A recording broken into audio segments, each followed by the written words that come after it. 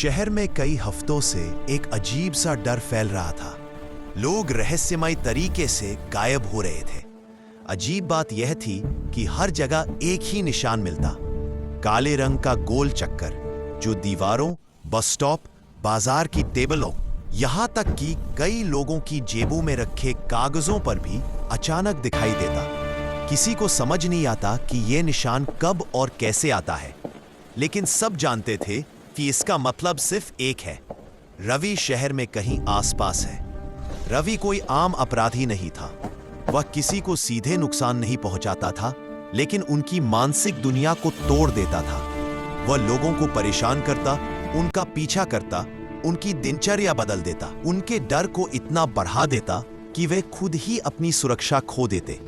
उसे लोगों को दर्द नहीं बल्कि डर में टूटते देखना पसंद था। उसके लिए यह एक खेल था, परछाइयों का खेल।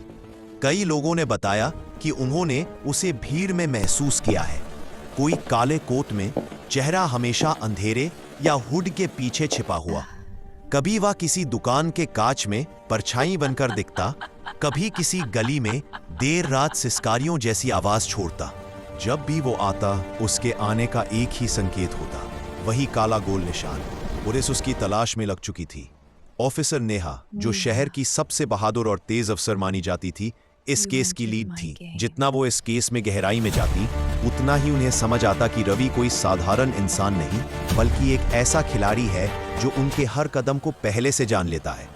हर बार जब टीम उसे पकड़ने के करीब पहुंचती, रवि उनसे एक कदम आगे निकल जाता। ऐसा लगता मानो वो पुलिस की सांसों पर भी नजर रख रहा हो।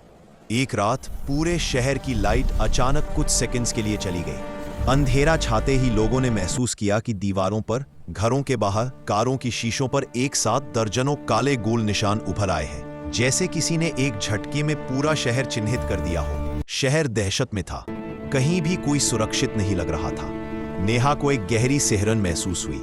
उसे पता था रवि अब बस डर फैलाने पर नहीं रुका है, वो कोई बड़ा संदेश देना चाहता है। उसने पूरी टीम के साथ शहर के उन रास्तों की जांच शुरू की जहां बढ़े हुए निशान मिले थे, लेकिन हर जगह वही नतीजा, कोई रवि को देख नहीं पाया। पर उसकी उपस्थिति हवा की तरह महसूस हुई। धीरे धीरे रवि की निशानियों से एक पैटर्न बनता गया।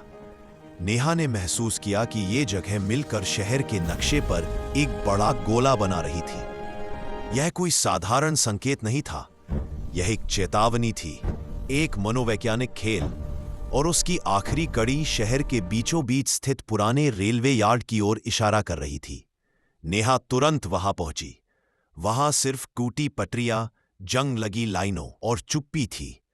लेकिन उस चुप्पी में भी कुछ था, एक हल्की सी आवाज, जैसे कोई दबी हुई हंसी। नेहा की सांसें गहरी होने लगीं। उसे महसूस हुआ कि रवि पास ही रहे। अचानक उसकी जेब में रखा नोटपैड गिरा। उसने उसे उठाया तो देखा कि उस पर भी वही काला गोला बन चुका था, जबकि उसने उसे खाली छोड़ा था।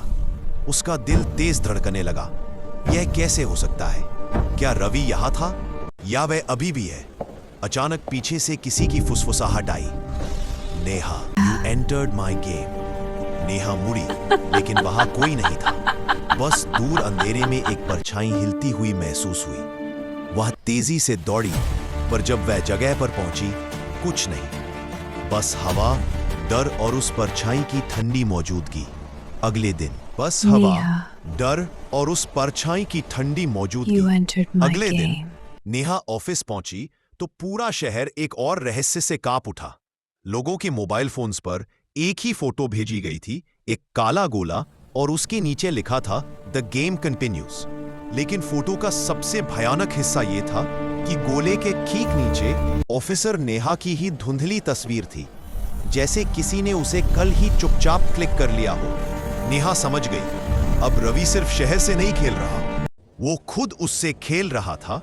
और रवि, वो अब भी कहीं वही था, हर परछाई के पीछे छुपा हुआ, हर कोने में मौजूद, हर उस जगह जहां डर पैदा होता हो। क्योंकि रवि कोई इंसान नहीं था, वो डर का नाम था, और डर कभी खत्म नहीं होता। Follow for next part and subscribe.